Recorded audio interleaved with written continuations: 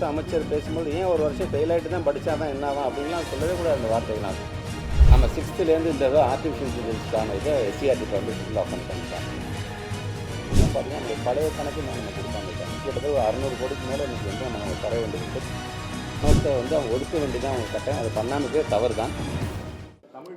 இல்லை, இப்போதைக்கு தமிழ் மட்டும்தான். இப்போ எஸ்சிஆர்டி சார்ந்து இப்போ நம்ம வந்து டிஸ்கஸ் பண்ணுறோம். ஏன்னா இப்போ எஸ்சிஆர்டியில் அடுத்த கல்வியாண்டுக்கு நம்ம அடுத்தது கணினி ரிலேட்டடான கொண்டு வரது பற்றி நம்ம பேசிகிட்டு இருக்கோம். ஆர்டிஃபிஷியல் இன்டெலிஜென்ஸ் எல்லாம் போயிட்டுருக்கு. நம்ம அதில் இன்றைக்கி நமக்கு தேவையானது எது எதெல்லாம் இருந்தால் போதும் நமக்குங்கிற மாதிரியான அவங்க அசஸ் பண்ணிட்டு இருக்காங்க. அது வந்ததுக்கு அப்புறமேட்டு அது கண்டிப்பாக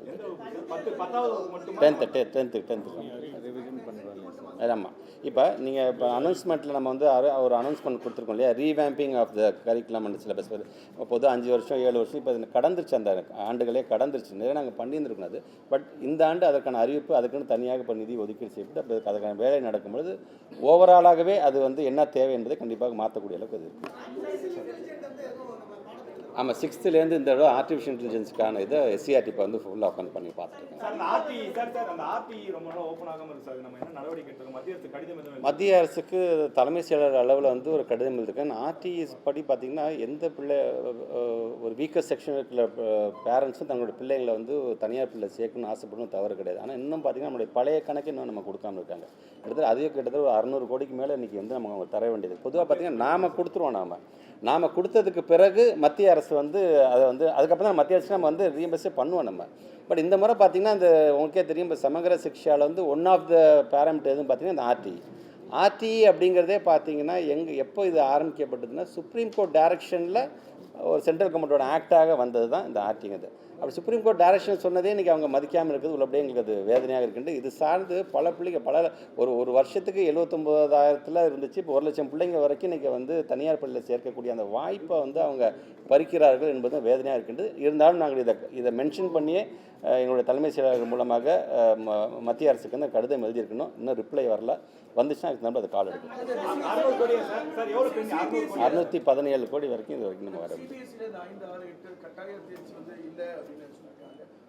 அந்த மாணவர்கள் வந்து ஸ்டேட் போர்டு நம்ம பாடப்பிரிவுக்கு வரும்போது அவங்க எந்த வகுப்பில் அடுத்த வகுப்புக்கு சேர்த்துக்க வாய்ப்பு இல்லை. எங்களை பொறுத்த வரைக்கும் எனி டைம் எங்கள் பிள்ளைங்க எங்கள் ஸ்கூலுக்கு வந்தாங்கன்னா we are ready to welcome.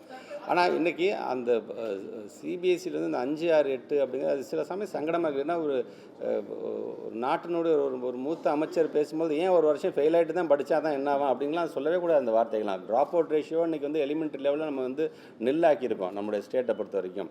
So இப்படி நாங்கள் அதை நோக்கி நம்ம போயிட்டு இருக்கும்போது எஜுகேஷன் சிஸ்டத்தை விட்டு போயிடுவாங்க அப்புறம் பிள்ளைங்க. ஸோ அவங்களுடைய இன்டென்ஷன் என்னவாக இருக்குது, அவங்க வந்து ஒரு விளையாட்டுத்தனமாக அந்த வார்த்தையை பயன்படுத்துகிறாங்க. ஆனால் வருகின்ற வார்த்தை எவ்வளோ பெரியவங்க ஒருத்தவங்க வாயிலேருந்து வருகின்ற வார்த்தை என்பது அவர்கள் புரியாமல் சொல்கிறாங்கிறது தான் எங்களுக்கு வேதனையாக இருக்குது.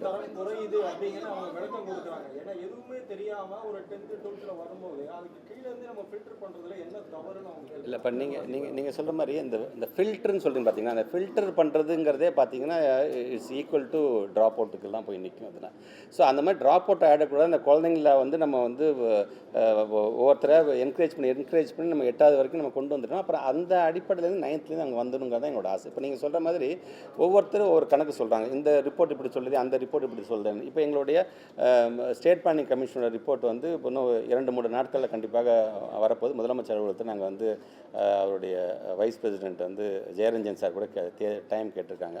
அது வந்ததுக்கப்புறம் அது எங்களுக்கே ஒரு மிகப்பெரிய ஒரு ரிப்போர்ட்டாக ஆகும். ஏன்னா அது என்னென்னலாம் சொல்லப்படுது, உள்ளபடியே நாங்கள் எதிலாச்சும் ஃபோக்கஸ் பண்ண வேண்டியது இருக்கா, இல்லை உள்ளபடியே நம்ம வந்து வளர்ந்துருக்கிறோமா என்கின்ற அந்த ஒரு தகவல் கண்டிப்பாக நமக்கு வரணும். அப்படி வரும்போது நீங்கள் சொல்கிற மாதிரி தரமான கல்வியை நம்ம வழங்குறோமா இல்லையா, இல்லை அது சார்ந்து இந்த அரசாங்கம் என்ன திட்டங்களை கொண்டு வந்திருக்குது, என்ன திட்டங்களை செயல்படுத்தி கொண்டிருக்கின்றது என்பதை அப்போ நம்ம உட்காந்து நிறையா பேசலாம்.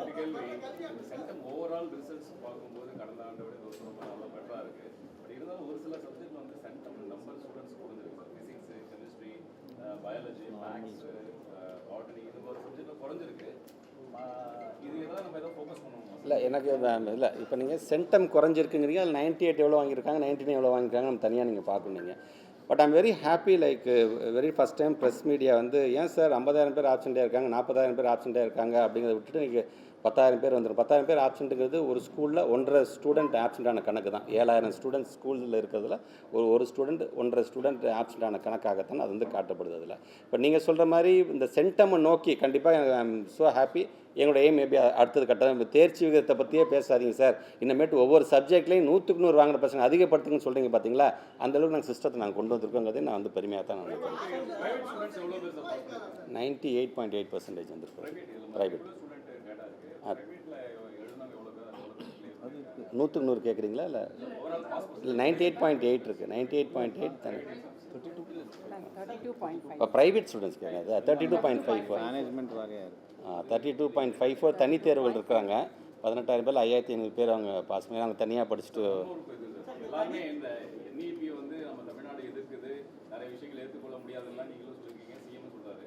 But at the same time state education பாலிசியோட நிலை என்னங்கிறது அவங்க சப்மிட் பண்ணி ரொம்ப இல்லை நீங்கள் எப்போ வரும்? இல்லை 2 நாட்களுக்கு முன்னாடி வெரி ஃபஸ்ட் டைம் ஒரு பெரிய நிகழ்வை தமிழ்நாடு முதலமைச்சர் நடத்தி காமிச்சாங்க. எல்லா ப்ரெஸ் அண்ட் மீடியாஸோட எடிட்டர்ஸை கூப்பிட்டு ஒரு இது பண்ண, அதில் இது ஒன் ஆஃப் த கேள்வியாக கிடந்த SCP எப்போ நீங்கள் பண்ண போகிறீங்க அப்படின்னு சொல்லும் பொழுது அது சார்ந்து நிறைவாக பேசின அதிகாரி சொன்னார், SCP வந்து உங்களுக்கு உடனடியாக மிக விரைவாக அது வந்துட போகுது அப்படின்னு கூட சொல்லியிருக்கிறாங்க. அது வந்ததுக்கு அப்புறமேட்டு கண்டிப்பாக எங்களோட ஸ்டாண்ட் என்ன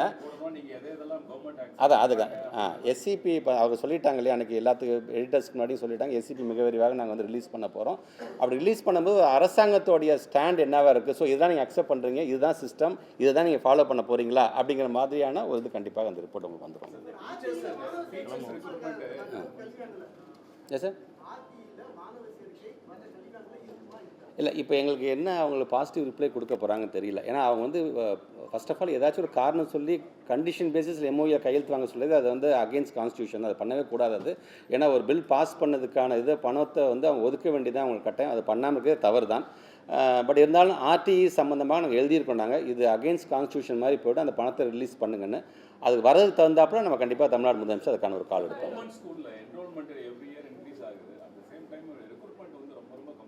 ஃபார் த டீச்சர்ஸ் இல்லையா, ஃபார் த டீச்சர்ஸ் பொறுத்த வரைக்கும் அதான் நாங்கள் சொல்லியிருக்கோம். உங்களுக்கு ஏற்கனவே தெரியும், இந்த BT டீச்சர்ஸ் செகண்டரி கிரேட் டீச்சர்ஸ்க்கு இப்போ ஆல்மோஸ்ட் நம்ம ஆன்சர் ஷீட் நம்ம கொடுத்தோம். அந்த ஆன்சர் ஷீட்லேயும் சிலதுக்கு டவுட் வச்சு இப்போ வந்து கோர்ட்டுக்கு போயிருக்கிறாங்க.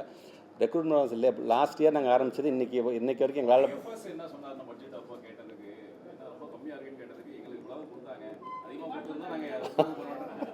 என்ன வேக்கன்சிங்க தான் எல்லாத்துக்குமே தெரியுமே, அது நாங்கள் கொடுக்கணும்னு அவசியமே கிடையாது. அதில்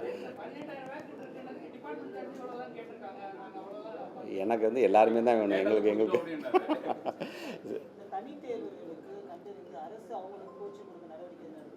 வந்தாங்கன்னா நாங்கள் தே ஆர் மோஸ்ட் வெல்கம். ஏன் எங்களுடைய ஸ்கூல் ப்ரெமிசஸில் தான் நாங்கள் வந்து ட்ரைனிங்கே பண்ணுறோம். வந்தாங்கன்னா கண்டிப்பாக நீங்கள் சொல்கிற மாதிரி, ஏன்னா அப்படி தனித்தேர்வுகள் இல்லாமலே சார் எங்களையும் நாங்கள் இணைச்சிக்கிறோன்னு சொல்லி வந்திருந்துருக்கலாம். அப்படி வரவங்களும் நாங்கள் வெல்கம் பண்ணுறோம். இப்போ நீங்கள் சொல்கிற மாதிரி இதுக்கு தனியாக நாங்கள் கூட ஒரு ஃபோக்கஸ் பண்ணலாங்கிறது நல்ல ஐடியா ஆக்சுவலாக. இதுபோன்ற செய்திகளை மேலும் தெரிந்து கொள்ள எங்களது YouTube, Facebook மற்றும் Twitter ஆப்களை சப்ஸ்கிரைப் செய்யவும்.